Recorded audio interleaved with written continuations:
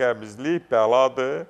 Qəbizlik də səbəbləri budur. Aradan qaldırmaq üçün də bu işləri görmək lazımdır və mütləq mənada orada nəzi çəkilməlidir.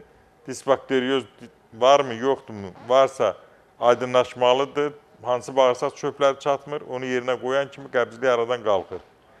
Və yaxud da ki, öd normal süzmürsə, onu qaydaya salmaq lazımdır. Və yaxud da ki, bağırsaqda həzm prosesi normal getmirsə, mədədə turşuluq normal deyilsə, onu qaydaya salmaq lazımdır. Bir də hər zaman deyirik, mədə bağırsağı normal işlətmək üçün hərəkət və bol miqdarda su, bir də ki, təbii ki, mütləq bağırsağın peristaltikasını artıran, hərəkətini artıran qidalara üstünlük vermək lazımdır.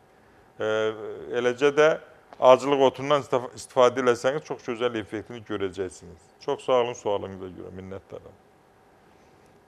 Bax, bu, indi görəcəksiniz. Məsələn, nə mövzuda danışaq, qəbizlikdən danışanda, ən çox insanlar qəbizlikdən danışanda görürsən, faiz etibarilə böyük bir faizdir. Ona görə də problemi yaşayanlar bizə Doktor Seyfəddin klinikasına müraciət edə bilərlər təbii ki.